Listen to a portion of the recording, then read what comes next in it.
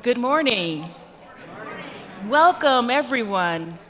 Let us begin our time together by singing our opening song, Do You Hear? This song expresses our theme of the month of practicing resistance. It asks us if we can hear the call of life, dreams, and prayers all around us. So now let us rise, embody your spirit, and sing our opening hymn.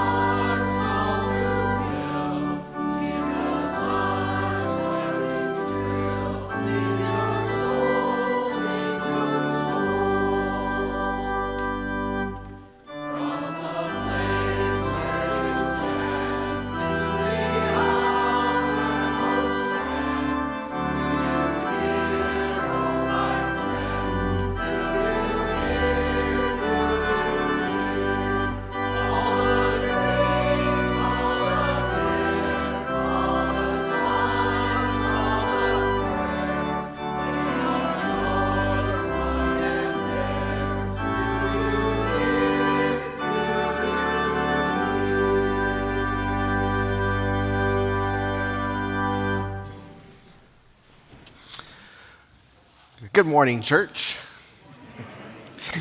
We're so glad that you're here just as you are, with all that you love and all that has brought you to this space. I'm Reverend Brett, and my pronouns are he, him, his. Joining me this morning in worship are Lindsay, our Director of Religious Education, Tim, our Choir Director, our talented choir, and David Black, our Worship Associate. Autumn, our office manager, is overseeing the tech, and Reverend Allison and Keith Talley, who were scheduled to be here this morning, had to cancel for weather. So they both send their regards, and we're going to do a little rescheduling soon. If you are in person, do join us for coffee hour after the service. If you're online, do like, comment, and share this worship service. In fact, why don't we just wave right to the camera and wave everyone? Okay, yeah. Make it a little more inclusive. If you're here for the first time today, worshiping with us online or in person, we're thrilled that you're here, and let us know who you are so that we can be in touch.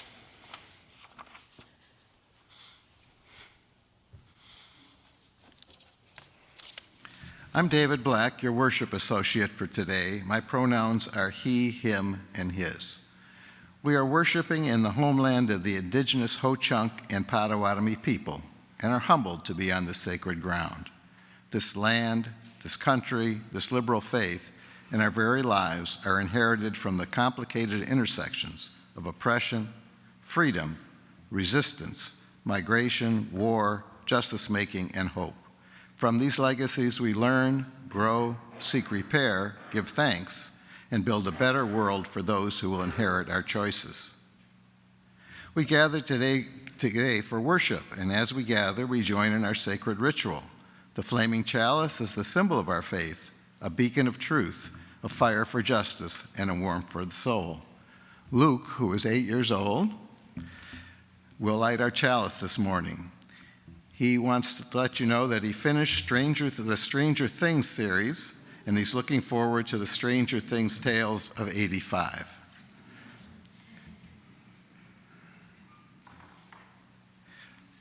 As the chalice is lit, let us speak together the covenant of our church.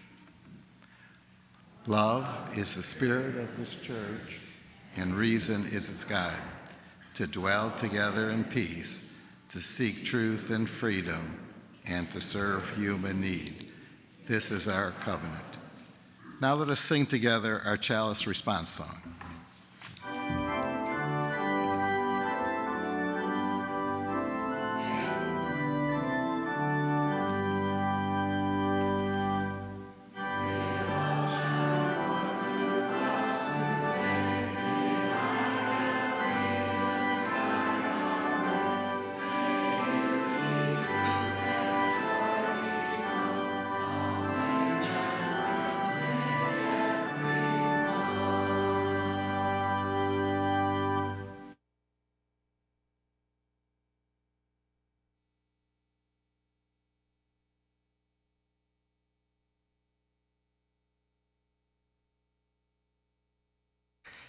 As we settle into our time together, we share our prayers of the people, the naming of joy and sorrow, the holding in our hearts of those we love. We hold in our hearts this morning, in particular, the supporters of justice, including many of our clergy and lay folks who traveled to Minneapolis this week to resist oppression, tyranny, and hate. May mercy and healing attend them.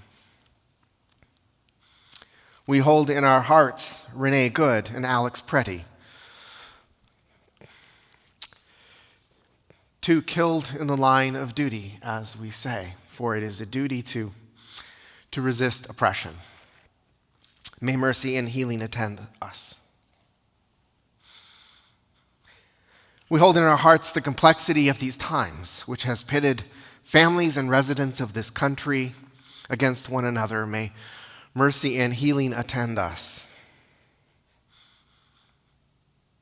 And we hold in our hearts all those recovering from illnesses and experiencing maladies of body or soul, disruptions of spirit. May mercy and healing attend all. I invite you in this space to name aloud or in silence those who you are holding in your hearts.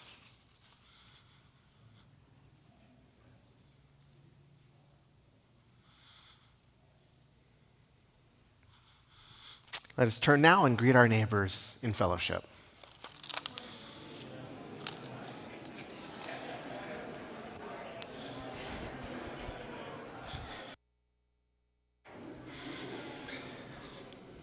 I'll ring the bell.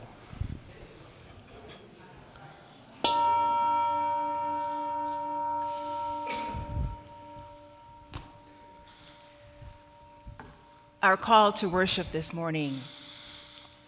When the great mosaic of humanity is treated with respect and dignity, when no person is threatened by hunger or war, when we have extended hospitality to the stranger and tended to the sick, when equity and justice reign everywhere, then we shall all be free.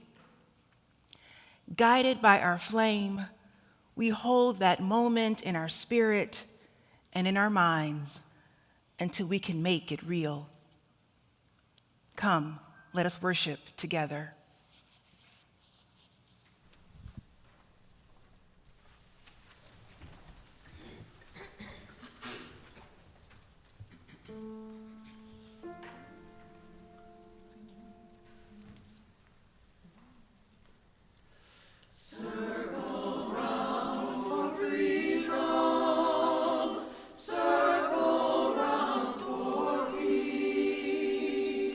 For all of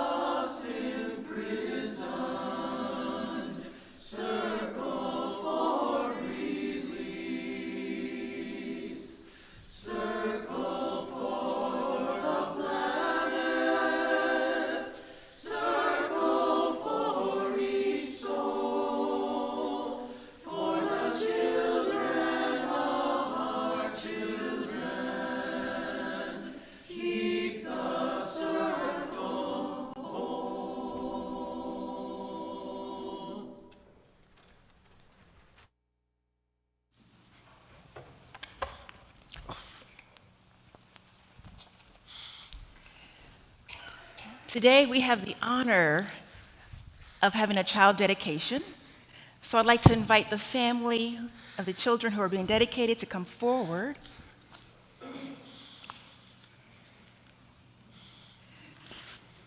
The act of presenting a child to the gathered religious community is an ancient one in all religions.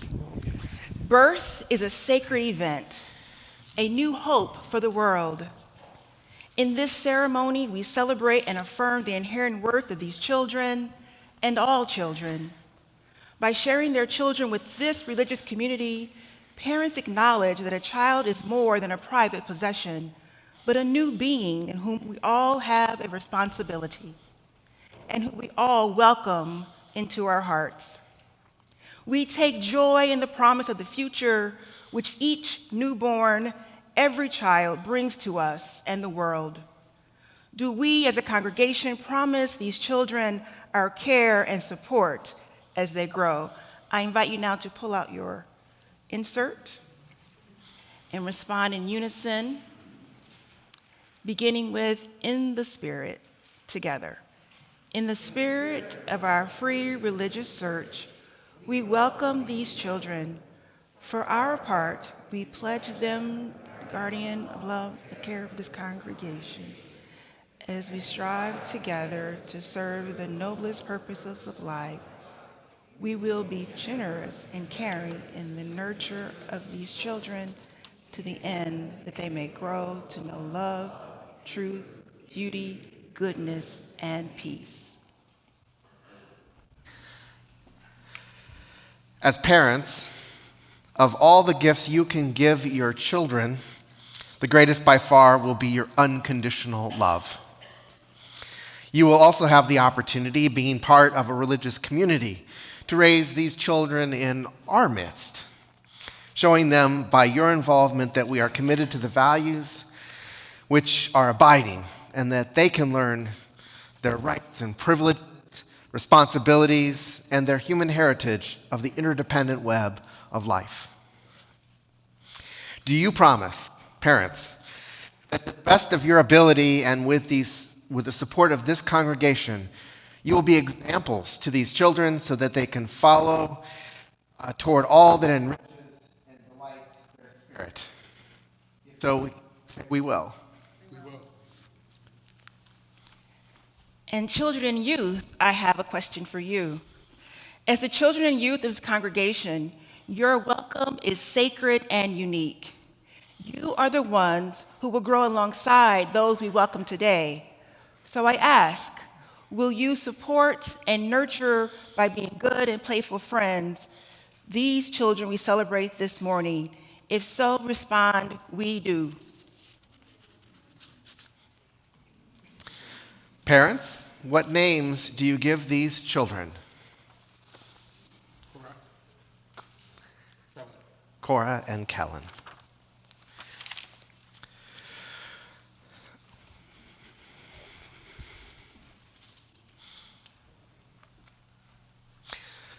Do you want to do that? Representing this religious community, we dedicate you in the light of all we know, experience, and worship of the highest value. With water, ancient symbol of purity and acknowledged source of life, we anoint you and proclaim your names to the universe. You have been received by loving parents, friends, and this free religious community. And now may the flowers in their loveliness stand as a symbol of holiness of the task to which we are dedicated, the unfolding of a life purposeful and true. Congratulations, and may each of you be blessed while you bless us. May you be blessed as you are guided on your religious journey of life.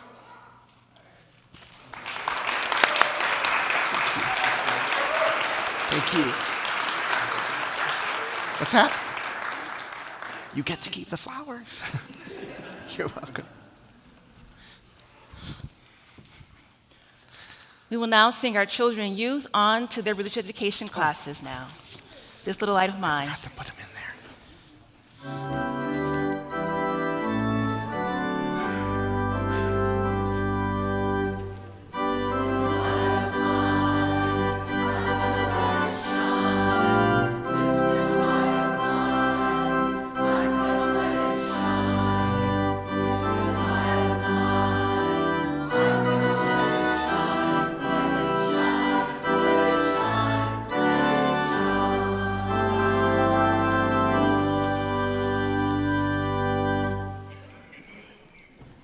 I hope that you subscribe to the Kairos, our weekly newsletter.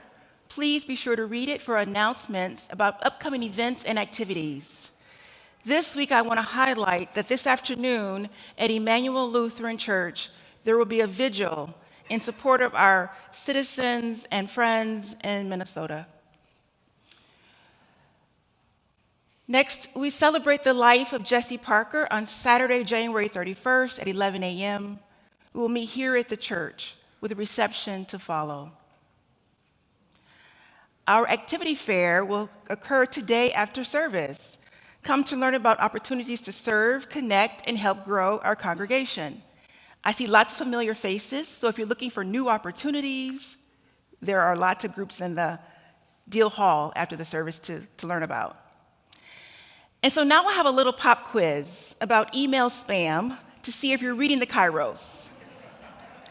Will the staff ever email you for money or gift cards? No. Do we ever share directories with people we haven't verified as real people? No. If we don't know if they're real people or not, do we just direct them to Autumn? No. Yes. Yes. So please check those emails and know that we will never ask you those things for money or gift cards. I'd like to also now invite those who are newcomers here to join us for our Getting to Know UU session on Sunday, February 8th at 11:30 till 1 here in the sanctuary. This is a friendly session that we offer with a brief look at our history, theology, our religious education programs, and simple ways to get connected in the life of the church. So that will be on February 8th at 11:30. Each month, we'll be highlighting the activities of one of our Faith in Action teams. For January, that is our Racial and Economic Justice team. So I want to invite Scott to come forward to tell you about what they are doing.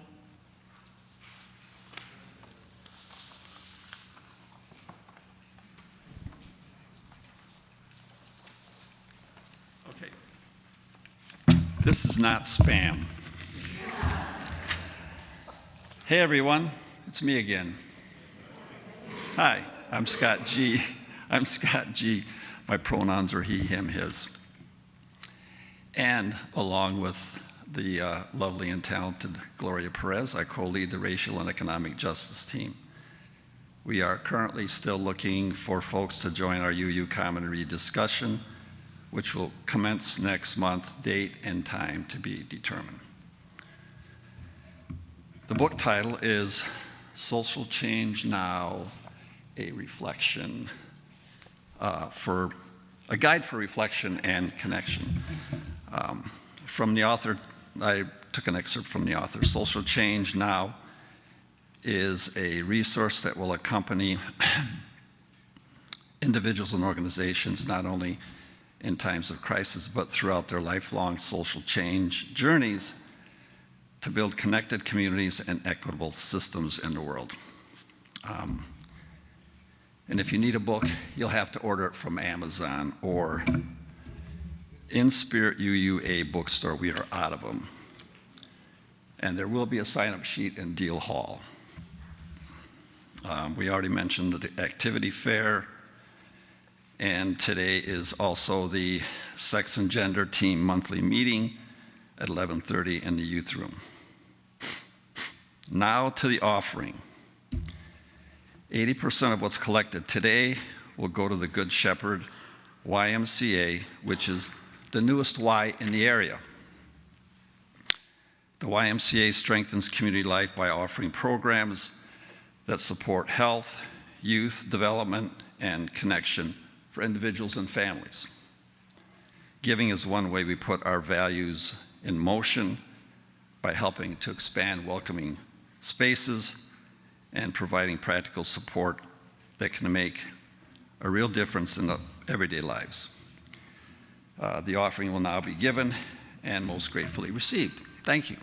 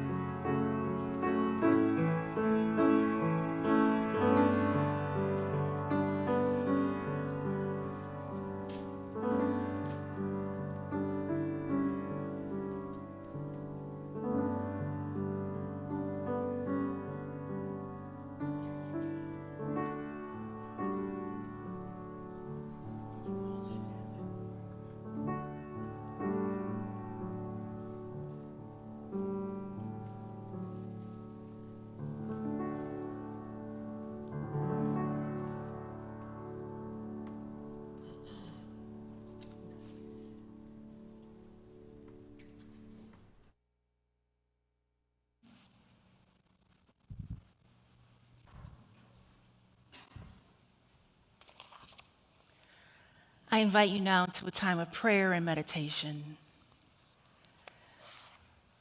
I will be sharing with you a prayer of sorrow written by the UN Environmental Sabbath Program. I think it is also appropriate for this day. We have forgotten who we are. We have alienated ourselves from the unfolding of the cosmos. We have become estranged from the movements of the earth. We have turned our backs on the cycles of life. We have sought only our own security. We have exploited simply for our own ends.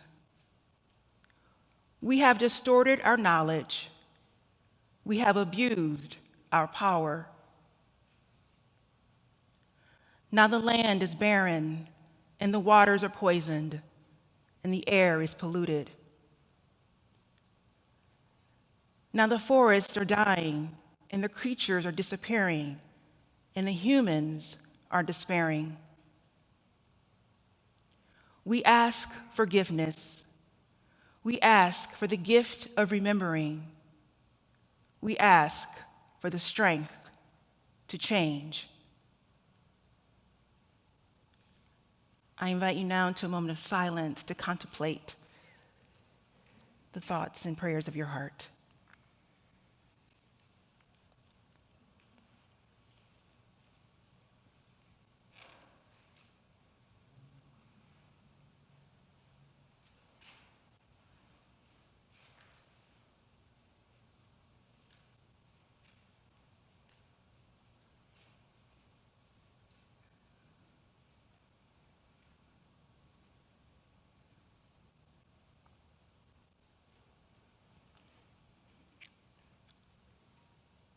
Blessed be, and amen.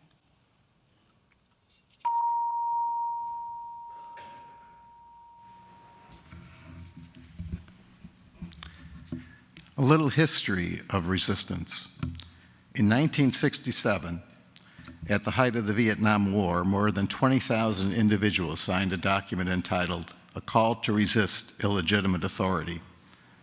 Among the signers were Dr. Benjamin Spock, then the most noted pediatrician in the country, Yale chaplain William Sloane Coffin, and writer, teacher, activist Mitchell Goodwin. These individuals and others were later criminally charged for this act of resistance. The signers first outlined the reasons they found the war to be illegal, immoral, and unconstitutional. They then called for draft resistance and for soldiers to disobey illegal orders. I personally answered this call by becoming a conscientious objector to war and counseling others to apply as well. The signers proclaimed their belief that each form of resistance against illegitimate authority was courageous and justified, and called on all people of goodwill to join this confrontation. They concluded that, quote, "Now is the time to resist." How timely. That year, many of the signers formed the Resist Foundation, which over time has collected and distributed more than $13 million to peace and human rights groups across the country, acting as sort of a left-wing United Way. One of my former roommates was a longtime employee of the Resist Foundation, and one of my former undergraduate professors served as a board member. I have been a donor for over 40 years and have this shirt to prove it. I have been a political activist for over 60 years. I traveled by overnight train from Detroit to attend the 1963 March on Washington for Jobs and Freedom, where as a 15-year-old, I heard Dr. Martin Luther King live give his "I Have a Dream" speech.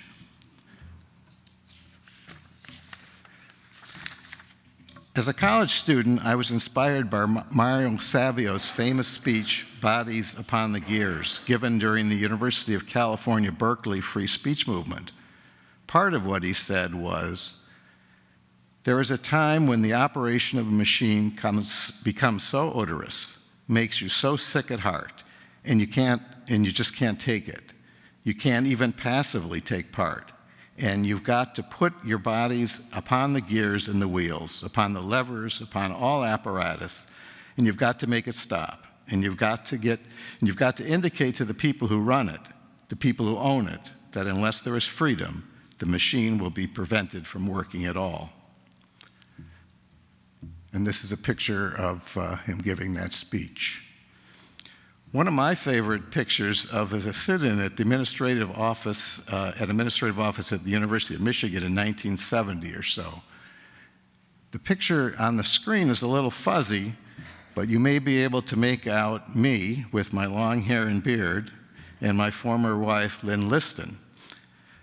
Note that we are clearly laughing as the administrator reads us the Riot Act. In addition to my political work in the United States, I was an election observer in Nicaragua in 1990, was on a human rights mission in Haiti in 1993. More recently, I've twice traveled to assist in asylum seekers in Tijuana. These are not sacrifices. I can personally attest that resisting illegitimate authority is important work and that it feels good and right. Let me conclude with the old line from the Alka-Seltzer commercial, "Try it, you'll like it."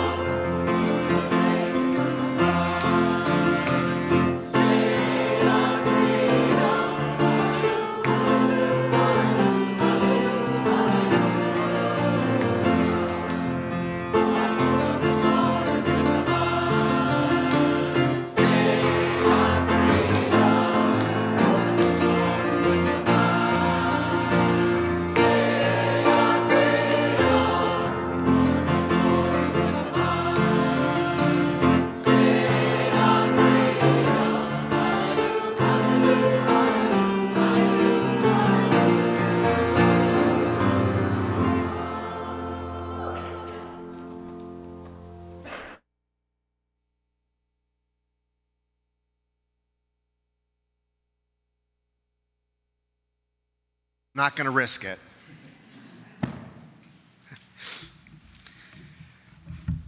Autumn and our tech was in here Tuesday for like 2 hours trying to fix this. It's all the phones in the room, we're told. Y'all. It's a frequency soup.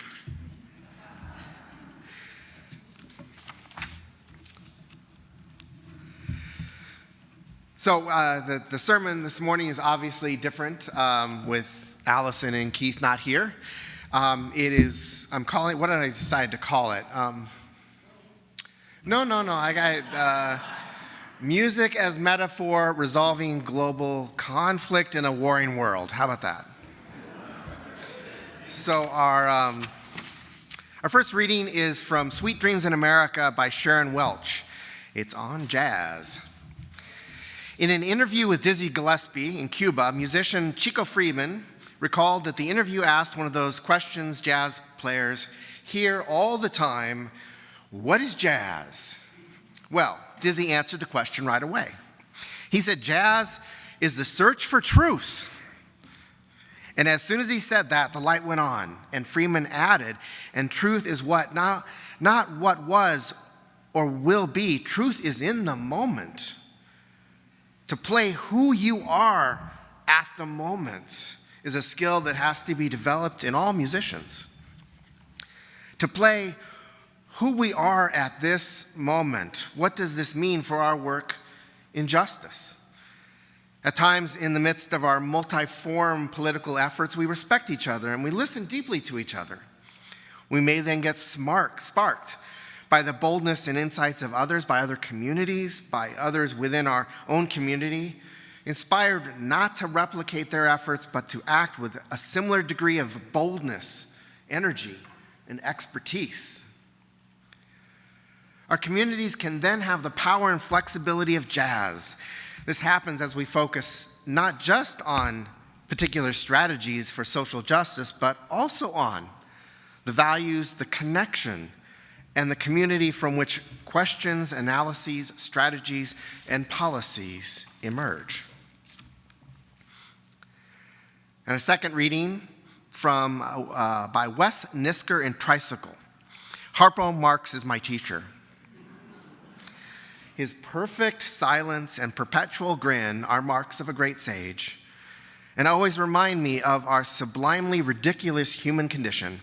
In fact, I believe that Harpo must be the reincarnation of a High Lama.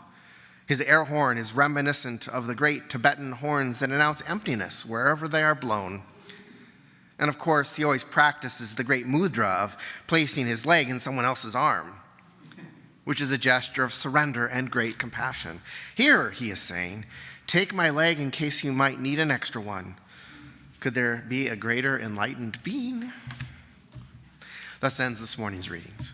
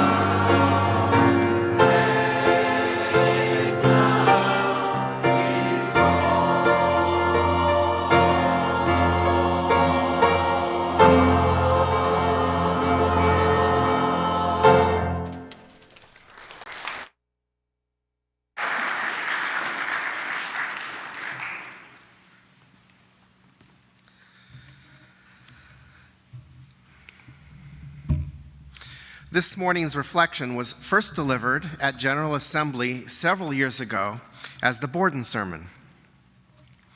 With our guest speakers unable to make it due to weather, and just this morning to pull something together, I looked through some past topics and wondered what would speak to the unspeakable events in Minneapolis this week. Nothing. Nothing can speak to the horrors of this week, the murders, the children ripped from families. Nothing. As a chaplain, I often ask people when they have nothing, no response. I'll often ask them, what's worked for you in the past? I picked a sermon this morning that worked for me in the past. The idea was to use music as an extended metaphor for conflict resolution, a way of understanding conflict. Sometimes how do we process, right? The things that we can't process. Sometimes a metaphor helps. Reading this sermon now, today, with things further off the rails than I ever thought possible, it seems almost naive. But then I started feeling a bit of hope.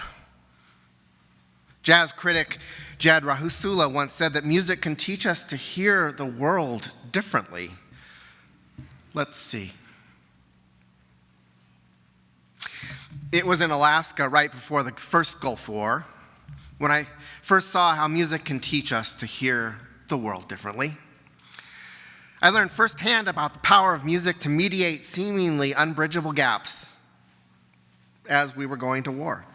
I was in the Air Force's Gateway to the West jazz band, and my unit was temporarily deployed to Alaska.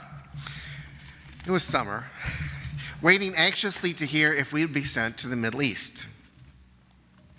A big part of our job was public relations. I guess we put a good face on all those weapons of mass destruction. And there we were in Alaska, where some public relations officer had gotten us into the annual Fairbanks Folk Music Festival and fish fry. It was counterculture central, Alaska style. Now, this PR officer was either grossly incompetent or wise in the skillful sense of the world, kind of like Marx, right? As we took the stage, I looked up at a dry, grassy hill to a sea of tie-dyed shirts and beards and leather hiking hats, long hair. These were mountain men, mountain women. Their little mountain babies and kids ran around playing in the sun, just painting a little picture. As soon as we approached the stage in our dress blue uniforms, a third of the audience just got up and left. I think the rest stayed out of either stubbornness to give up their folk music festival to this military invasion, or maybe curiosity. We kicked off our set with an up-tempo version of How High the Moon. No reaction. We hit them with a screaming version of Birdland. Nothing. It was like, hello. But after we'd played a half dozen charts, I noticed the mood started to shift. The response was subtle. People started smiling amongst themselves, and then a few heads started to bop, and then some smiles started coming our way. Some people started dancing in the back. You can't make this stuff up. By the end of the show, the entire crowd was on its feet. Well, I guess we have something in common, a local Fairbanks resident told me, and then later he just went, good jazz. For that period of time, we mediated through music a great gap. Our uniforms, which were at first, and maybe remained, an affront to the values of that community, became less important than our common humanity, which was felt, seen but felt through the music. Many have noticed the powerful effects of jazz. Sharon Welch, the former provost of Meadville Lombard Theological School, says she has learned from jazz how to work with limits and opportunities, possibilities and ambiguities, obstacles and challenge. It reveals a new model for resolving conflict, she says, even globally. In jazz, she says, there's a model of responsiveness without progress or repetition, without self-abnegation or self-righteousness. As part of the cultural resources of Americans, it can lead us to a new way of resolving conflict, she writes in her book. Avant-garde composer Jonathan Harvey says that music, because it is both emotionally intense and possessed of a deep harmony, that music proves a thing doesn't have to either be this or that. Think of how many times that kind of dualistic thinking gets us into trouble. Right? Us versus them, evil doers versus, well. But music offers us an alternative, Harvey says, for it, if it's to be meaningful, music has to be more than one thing at once. Beautiful and abrasive, harmonious and dissonant. As poet John Keats put it, art, such as music, must exist in ambiguity and be full of contradictions and uncertainties and doubts, without any irritable reaching after fact and reason. And then there's the risk in playing music. When musicians play, they risk their individuality, their sense of autonomy, even their egos. Right, choir? You have to sing as one. Conflict is inherent in the fabric of what they are doing. In fact, the greater the risk, one might argue, the more powerful the outcome of music. I often think of John Coltrane's A Love Supreme. It's probably my favorite piece of music. It's a musical prayer that sealed a covenant between Coltrane and his God and the struggle from the depths of heroin addiction to recovery and transcendence. The music world had heard little like it. A fusion of bebop, intellectualism, spirituality, and Coltrane's own drive toward healing and love, and his profound need for the world to make sense in a unified way. Creating music is more than what happens up here. When it comes into full being, it has to be embodied here. It takes delving into the midst of a complex tradition and crawling your way through a lifetime of accumulated stories and feelings, gunk, doubts, fears, all of it. What if we could approach all conflict with the same drive toward healing and unity and love? I attended a conference a while back led by Sharon Welch titled Being Good Neighbors in a Brave New World, Truth, Justice, and Jazz. At this conference, and it was actually here at Madison, I have no idea where, somewhere in town. Probably at first. I keep saying here, but it's not here. I live in two worlds. It's there. And there was all the lectures and the panels and it's kind of a yawn fest. But at one point in the weekend, we were treated to a demonstration by pianist James Williams, one of Art Blakey's former jazz messengers. The concert was an optional evening session, and after 8 hours of sitting in an uncomfortable chair, I didn't really feel like getting into the rented school bus and going over to, that was at the Unitarian Church. And probably and there was very few of us actually that went and heard the concert. It was a very, perhaps Unitarian thing to do, fill our minds, right, with the theory and the intellectual stuff and forget to live it out. Like, what if the jazz had taken center in that? The concert was a place of risk.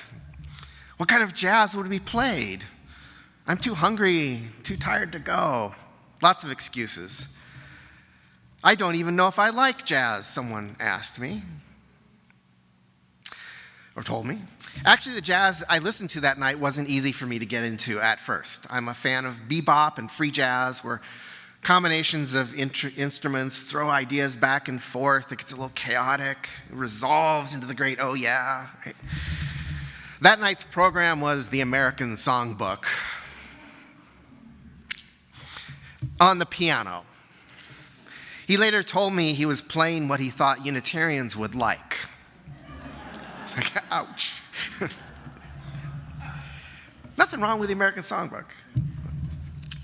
As the evening progressed, however, I watched this lone piano man start shifting things up, responding to us. I was watching him. He was watching us. He'd look over here, over there. He was working the room. He watched what moved us. The evening came together for me when he played Old Man River with a syncopated off the edge of the piano conclusion, literally just went off the piano. That pushed right into our zones, and this is the point here, into our zones of discomfort. It said, listen to where I'm coming from. And I felt lost in the message. I got unstuck. We moved into a zone of profound discomfort with a sense of trust that he built up over an hour and a half and took us to a new place. The conference got me thinking, but it didn't get me to move beyond my own zone of comfort. And friends, we have to get moving. Maybe the beat of this sermon can offer encouragement for us to get moving. During this time, I worked at a peace magazine called the Bulletin of the Atomic Scientists as its managing editor. And the work kept me feeling involved and engaged, right? I was doing global arms reporting and nuclear affairs and kept me like feeling engaged. But it was safe and comfortable. Go to work, sit at my desk, edit some stuff, feel good. You heard earlier a bit of my experience serving during the first Gulf War as an Air Force musician. This is the story of the second Gulf War. And it took the anniversary of the U.S.-Iraq invasion to get me out of my editor's chair, out of my books, and marching downtown Chicago, protesting that second Gulf War. It was a different role. Up to 10,000 other people were out there too, along with more than 1,000 police officers to keep us in line. Back when I first delivered this sermon, 1,000 police officers sounded outrageous. Doesn't sound that far from reality today. From the moment I saw the police buses and paddy wagons lined up down State Street, I knew I was outside my zone of comfort. I was in the danger zone, the zone of risk. I marched that day with my trombone and a group of musical friends I had played with at that point for more than a decade. In fact, we had just gotten back from a festival in Austin called the Street Activist Music Festival, called Honk for street activists, musicians. We got a dose of, yeah, music's great, get out there on the street and make a difference. And my band had often used music in demonstrations and rallies to support good causes. That day we formed up with the All-American Anti-War Marching Band. And I'd been in protests before, but that day's had a soundtrack, and we were it. The bands didn't even know each other's music. We just listened to what the others were doing and improvised loudly, taking turns, taking the lead. And as I played and marched past rank and rank of blue-helmeted armed police officers, I noticed some things. I noticed activists arguing amongst ourselves. An outraged marcher screamed at me with a bullhorn because we were too whimsical and we were going the wrong direction to get arrested. Then, the shift. I saw a few of the police officers trying not to enjoy the music, especially a raucous rendition of St. James Infirmary. I saw one of those, like, this woman was bopping and then her colleague was like, stop, don't do that. At another point in my life, I would have come away from that protest in a rage that would have lasted for days, but that day I wasn't overwhelmed with rage. I was actually thinking about Sharon Welch's idea that everyone there was playing a different part in a great jazz set. We all had something to say, the marchers, the musicians, the speakers, the police. And in fact, now as I reflect on it, that's the difference just occurred to me, that's the real difference between now and then. There seemed to be an understanding that we had these different roles. It was all very tense. It was all on the edge. And yet something held it together.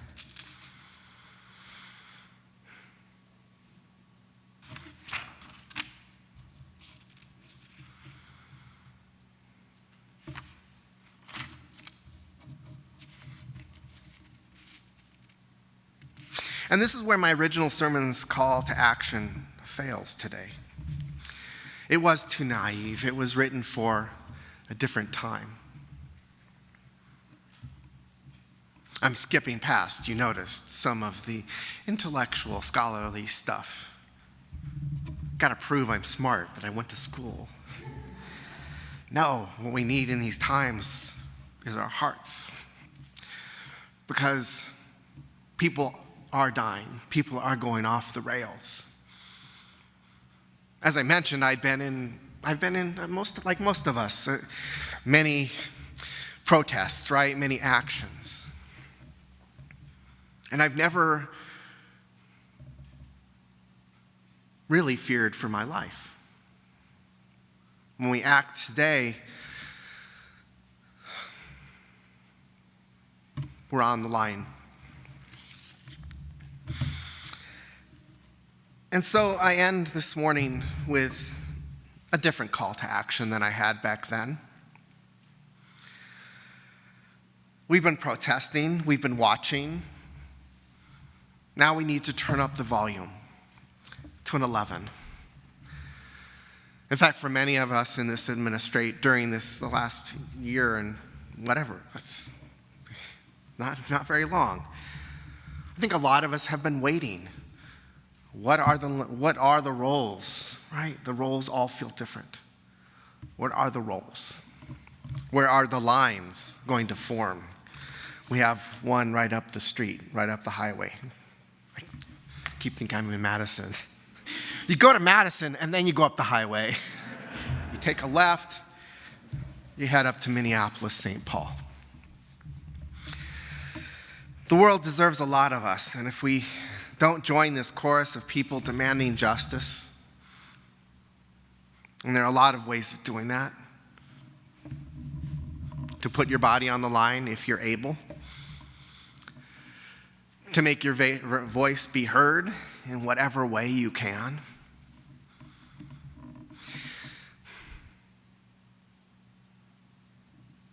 And to keep the love flowing to connect with each other. Because that's the thing that's really at risk. The connection that we have as a community of faith, as a community outside these walls, as a country. The world deserves to hear our song. I want to end with a full moment of silence this morning to honor those who have been killed, as well as our feelings on this day. This is just an improvisation on something Tim suggested this morning. Came into my office and suggested that we do something to honor our feelings and just be together. Because I took that old sermon as far as it could go. I kind of ran out of words. So let's do this. Let's just do this. I want to go bring the bowl, and I want you to turn around and just be with each other. Maybe share some of the ideas that you might have. Or maybe I'm just making this up as I go. Aren't we doing that? Why don't you turn to 3 or 4 people, say a word that just encapsulates the feeling you have now, and then maybe share what's next for you. Maybe it's more waiting. Maybe it's silence. Maybe it's, I'm going to go to Minneapolis. I don't know. I don't know what it would be, but turn to each other and just consider, share, and hold this time. How we might support each other, how we might give voice to our resolve, even on the streets. How is the world going to hear our song? I'm going to ring the bell.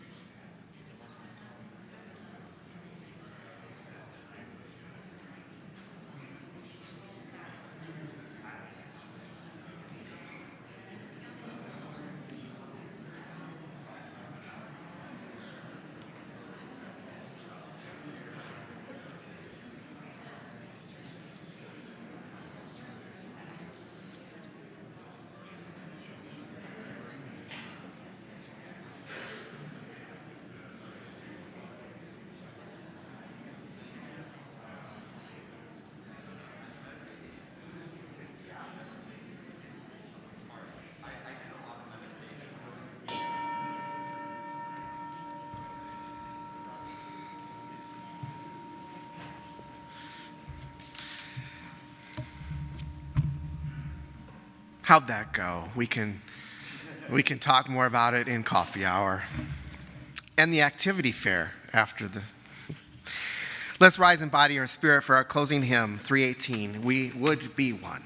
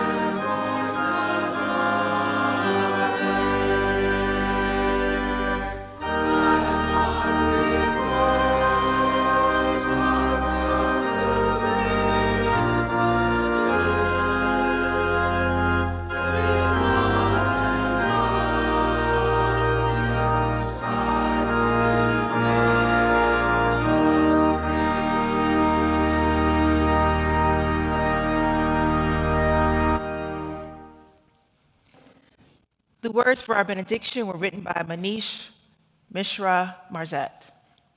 The universe sings no less because time and space wear us thin. The music calls us to recognize our limitations, to recognize that the song is best sung with others.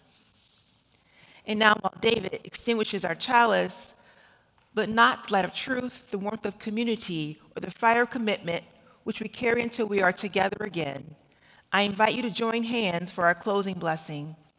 If touch is uncomfortable or private for you, please just keep your hands where they are, trusting that others respect your choice. Now, let us sing our closing blessing.